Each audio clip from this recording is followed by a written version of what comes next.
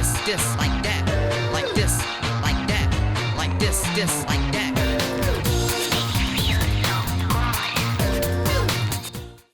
Eh bien, bonjour tout le monde, on se retrouve pour une toute nouvelle vidéo de Sim Park Tycoon 2 et on se retrouve après avoir présenté la semaine dernière la toute nouvelle mise à jour que nous apporte du DNS. Alors souvenez-vous, si jamais vous n'avez pas vu l'épisode précédent justement qui évoquait cette nouvelle mise à jour qui était absolument insane et on va vraiment pouvoir faire des choses beaucoup plus poussées à l'heure actuelle, ça va être vraiment incroyable. Donc n'hésitez surtout pas à aller voir l'épisode précédent, le lien évidemment ne se trouvera pas dans la description, mais n'hésitez surtout pas à aller voir sur ma page de ma chaîne dans la rubrique vidéo ou dans la playlist de Sim Park Tycoon et là vous allez tomber sur cet épisode-ci, donc l'épisode précédent qui précède celui-ci. Voilà, alors la dernière fois on avait également ouvert le TNT Blower qui est donc notre nouvelle attraction. C'est vrai que son ouverture est peut-être passée un petit peu inaperçue parce que je l'ai fait en fin d'épisode.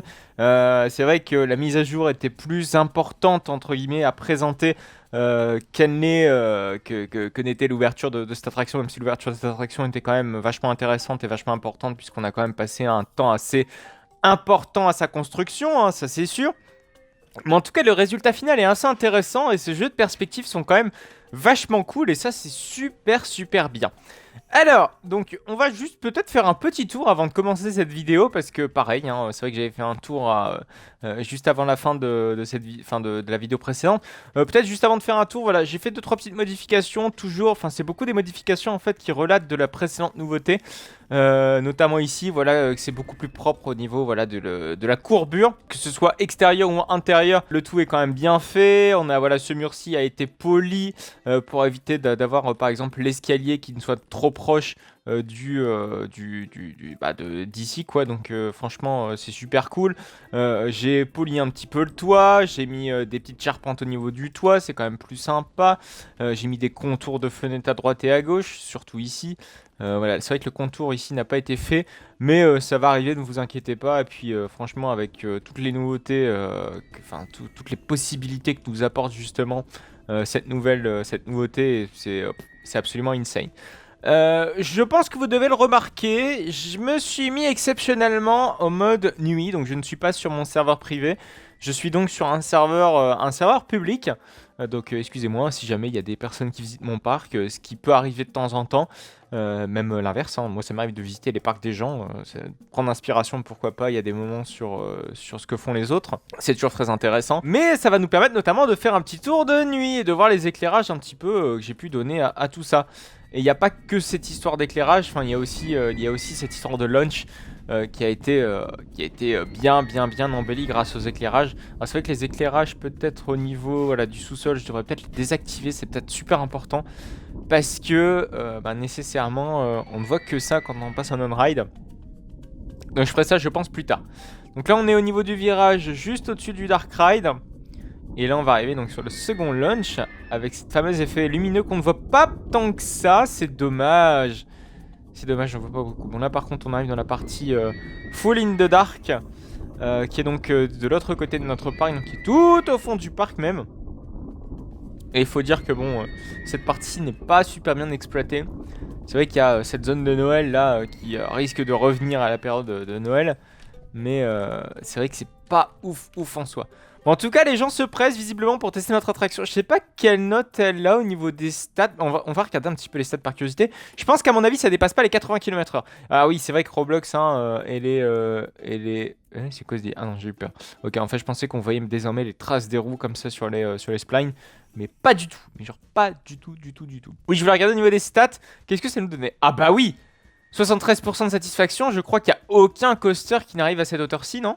Si on regarde dans les stats, 82, non, on a quand même l'hypercoaster qui est quand même assez énorme. Et le RMC, 75.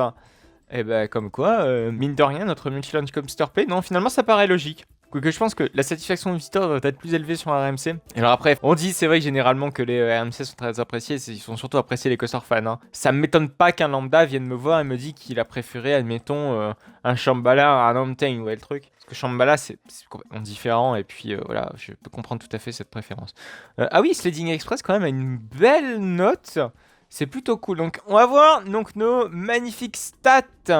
6,18 d'enthousiasme. D'intensité, c'est pas énorme. On est à 4, pareil pour la nausée. Quasiment 4 en nausée, ça me paraît énorme. Vitesse max, seulement 75 km/h. Je sais même pas si un multi-launch coaster a 75 km/h. Même Cheetah Hunt, je crois, a quand même une vitesse plus importante. Mais wow, c'est pas énorme. Hein. Mais bon, je le rappelle, on est sur Roblox. Et on peut pas faire des coasters très très longs, très très grands. Donc tout de suite, on est obligé de faire des coasters compacts. Et quand il s'agit de coasters compacts, parfois on fait des launches quand même beaucoup moins puissants. Puis quand vous voyez la longueur du launch, bon, fallait pas s'attendre à avoir quelque chose de beaucoup plus rapide. Et quoique le 75 km/h, c'est quand même en sortie de second launch, hein, je suppose. Comme quoi, 655 mètres, c'est pas énorme, c'est pareil. Hein, c'est toujours cette histoire de compacité de devoir faire, enfin cette contrainte de devoir faire des layouts compacts dans Roblox. Donc ma foi, on n'a pas le choix. On a un airtime de moins 1 G quasiment, ce qui est pas mal, ce qui est réaliste. Hein, c'est réaliste, des airtime de moins 1 G, ça existe. Mais c'est pas après c'est pas un airtime de RMC, c'est je pense la moyenne des Intamin, hein, très clairement. Alors bon, sauf si on parle de coasters très gros airtime comme par exemple Expedition GeForce qui a un airtime plus puissant que ça quand même, mais c'est dans la moyenne des Intamin grosso modo. Donc c'est pas de l'éjector, c'est de l'airtime quoi. Donc c'est cool. Longitude max, hein? Attendez, ah non latéral, putain 2G de latéral, c'est énorme. Mais je pense que ça va être dans le GF Turn là-bas dans le bout. Ou dans les corkscrews, je ne sais trop quoi. Voilà, par contre, 71 secondes, c'est une minute 10 quasiment. Donc pour 655 mètres. Alors 655. Généralement, les rails d'une minute 10, c'est quand même beaucoup plus long que 60. Je crois que c'était 775. Non, 665 mètres. Mais bon, c'est pas grave. On est dans Roblox, j'ai envie de dire, donc c'est toujours très compliqué. Pour les avis des visiteurs, j'ai hâte de tester mon Taliro se lancer. Pourquoi tu. Ah oui, j'ai tout simplement oublié de l'appeler par son nom, c'est-à-dire TNT. Blower, merveilleux, et on confirme évidemment la modification. Voilà, donc c'était tout pour ce merveilleux projet qui est TNT Blower. Je continuerai à l'agrémenter un petit peu de petites nouveautés à droite et à gauche d'amélioration. Parce que vous voyez que la gare n'est pas terminée, les contours de porte ne sont même pas faites. C'est moche, la single rider est pas super jolie non plus, enfin elle est surtout pas harmonieuse par rapport à ce qu'on a en fil normal, donc comme quoi il y a quand même un petit peu de boulot encore à faire, même il y a quand même pas mal de pain sur la planche encore à réaliser. Voilà, alors ce que l'on va faire aujourd'hui, on va construire quelque chose que j'avais prévu de faire dès la semaine dernière. J'avais dit, bon écoutez, il y a un truc, ça va pas du tout, et c'est exactement ce qu'on va faire, c'est construire des toilettes, puisque en effet notre parc manque cruellement de toilettes. Je l'avais évoqué la fois dernière, enfin c'était l'un d'entre vous qui m'avait dit écoute Jean-Yop, ton parc a pas du tout, il n'y a pas beaucoup de toilettes. Et je suis parfaitement d'accord avec j'étais parfaitement d'accord avec ce commentaire, parce que mine de rien les toilettes ça reste assez important. On va donc le faire, donc une dans la zone western, parce qu'il n'y en a vraiment pas dans la zone western, genre pas du tout, alors que pourtant c'est très important les toilettes. J'allais dire les chevaliers mais n'importe quoi. Les cowboys avaient le droit quand même de pisser. Hein, les pauvres cowboys, s'ils ne pissaient pas de leur journée, je vous raconte pas l'état de leur slip à la fin de journée. Oui, je parle quand même de l'état d'un slip d'un cowboy, c'est merveilleux. Donc c'est parti, hop, on va donc construire quelque chose qui doit s'accorder avec cette partie-ci de la zone, parce qu'on n'est pas très loin du foam. Et putain, mais j'ai l'impression que le rendu va être, super joli, j'ai hâte de voir le résultat. Donc on va le faire dans la même lignée que le reste de la zone, c'est-à-dire faire quelque chose de très boisé, parce qu'on a affaire là très clairement à une partie qui est donc très en bois, mais en bois sombre. Vous voyez que bon, ça va contraster un petit peu avec le saloon, mais ici vous voyez qu'on utilise beaucoup de bois sombre, ici c'est très sombre, donc pour l'accorder vraiment avec notre environnement assez désertique, etc., on va donc faire tout ça en bois sombre. Je parle de bois sombre alors que le bois sombre là je suis même pas en train d'utiliser, mais on va le mettre, voilà maintenant. C'est très beau tout ça. Alors j'ai pas envie de faire que des simples toilettes. J'ai envie aussi un petit peu d'apporter ma touche, c'est-à-dire mettre des petites facilities. C'est-à-dire pourquoi pas un petit lavabo, un petit quelque chose pour que nos visiteurs puissent boire. C'est comment ça s'appelle? J'ai une fontaine à eau tout simplement. Donc vous voyez que j'ai mis 2 toilettes tout simplement pour dire écoutez, il y a les toilettes hommes et les toilettes femmes quand même. Oups, oh là, excusez-moi. Par contre c'est vrai que j'ai mal fait mon taf, c'est-à-dire que voilà, on va peut-être quand même aplatir un tout petit peu le tout avant de pouvoir caser notre merveilleux toilette. Voilà, donc 2 types de toilettes, donc un à gauche, un à droite. Hop. On va donc placer ce premier toilette, ce second toilette qui est juste ici. Et voilà, c'est merveilleux. Alors, je sais pas, j'avais pour ambition au début de faire... c'est quoi, on va le faire maintenant. Ce qu'on va faire, c'est qu'on va donc créer une petite cheminée. Alors, sa petite cheminée, pour la faire, il va falloir prendre, si vous voulez, une forme primitive qui est tout au début. Donc, elle est juste là, cette forme primitive. Ah bah non, je me suis loupé. Ma foi, en fait, je veux tout simplement, vous savez, les gros carrés. Bah, vous allez tout simplement dans paysage, primitive. Et là, vous avez donc votre forme cuboïde. Et en fait, ce que je vais faire, c'est littéralement une petite cheminée. Mais on va quand même la réduire de taille parce qu'elle me paraît assez énorme si on la laisse comme ça. Voilà, là, c'est pas trop mal. Et on va donc la caser juste ici. Voilà, là c'est même pas mal du tout. Donc une cheminée qui fait en même temps office de pilier. Hop, hop. Finalement, on va reprendre beaucoup, j'ai l'impression, le style de construction qu'on avait imposé par exemple à la zone suisse, même si je pense qu'il sera quand même un petit peu éloigné, on va pas s'en rapprocher de trop. L'objectif, voilà, c'est pas faire les mêmes bâtiments.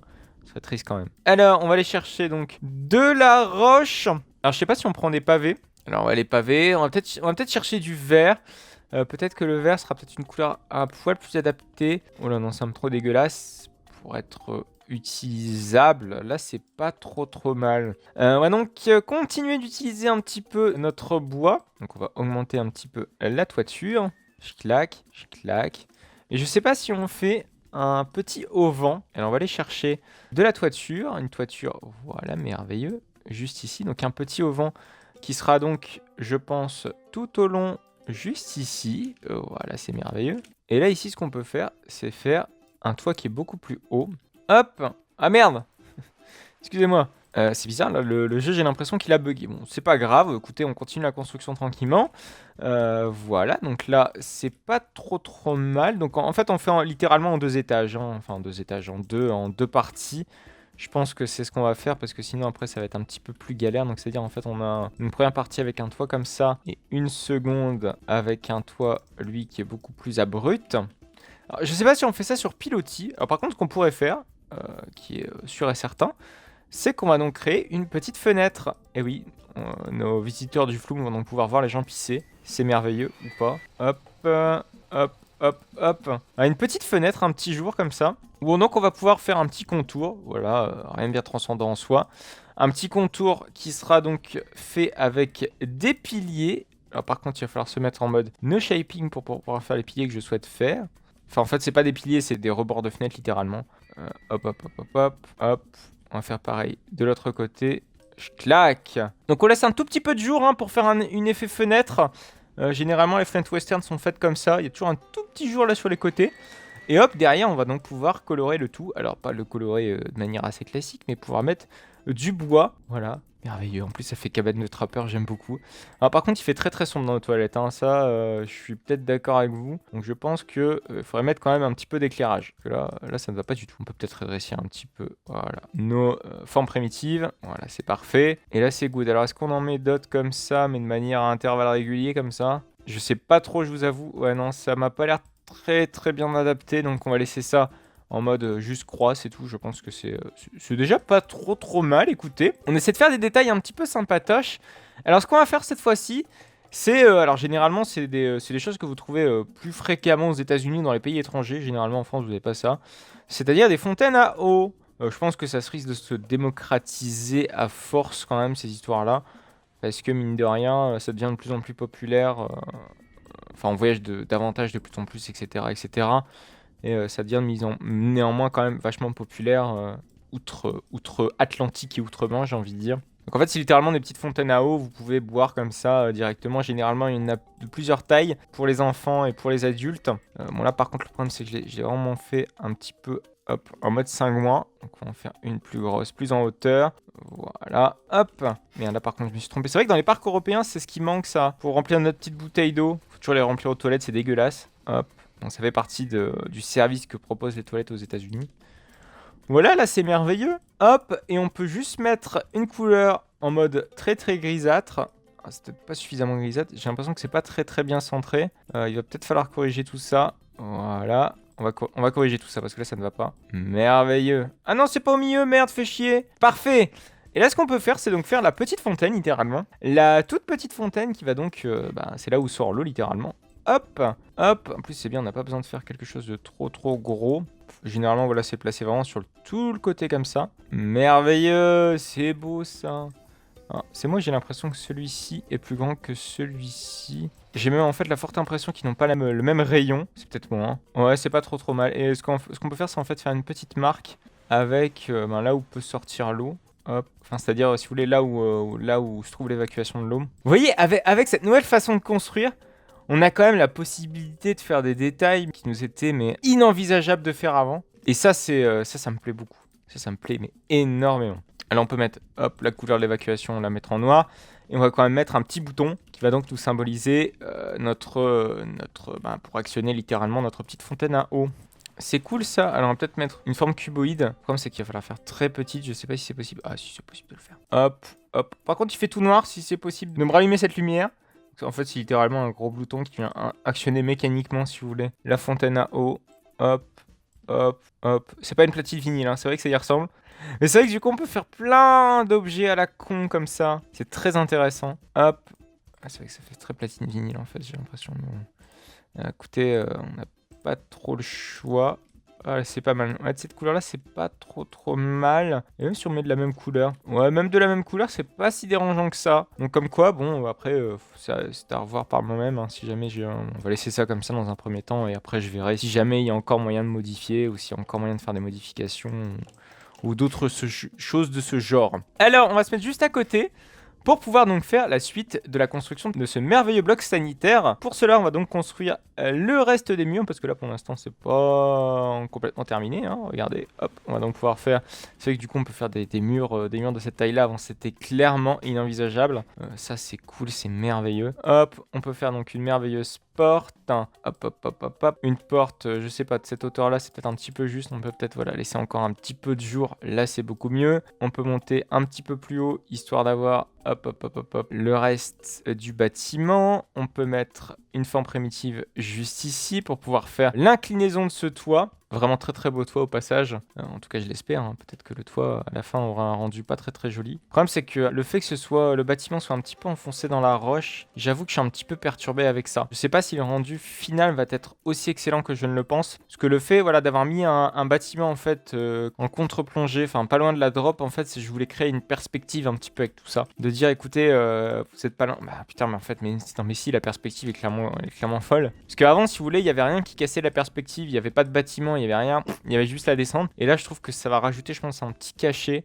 En fait, il faut juste s'éloigner pour avoir le résultat optimal, j'ai envie de dire. Pour l'instant, ça va. On s'en sort plutôt pas mal. Pour l'instant, j'aime beaucoup. Hop, donc on y va. On peut reconstruire la suite. C'est vraiment une toute nouvelle façon de construire. C'est très agréable de découvrir cette nouvelle façon de construire avec vous. Hop, et pourquoi pas prendre l'habitude ensemble un petit peu de cette nouvelle façon de construire. C'est très intéressant. Hop, hop, hop, hop, hop, on peut construire donc la suite avec des bordures de toit. Bon, ça c'est très classique, hein. C'est vrai qu'on l'utilise, on ne fait quasiment plus l'impasse dessus, hein, de ces bordures de toit. C'est vrai que c'est très utile esthétiquement parlant. Je crois que c'est peut-être l'un des vieux objets encore en activité, enfin que j'utilise encore très régulièrement sur le jeu Theme Park Tycoon, hein. Toutes ces bordures de toit, etc. Franchement, c'est limite immanquable, très clairement. Impossible de me voir construire un bâtiment sans construire des toits avec des bordures de toit. Voilà. Et on construit le reste. Bon, c'est pas trop mal tout ça. J'aime beaucoup. Alors, ce qu'on peut faire peut-être avant de se quitter, c'est de construire la fondation de notre petit bâtiment juste ici. Alors, je sais pas si... Parce que c'est vrai que du coup, on utilise beaucoup de couleurs différentes. Hein. C'est vrai que chaque barrière, chaque fondation, à chaque fois, a des couleurs différentes. Hein, regardez.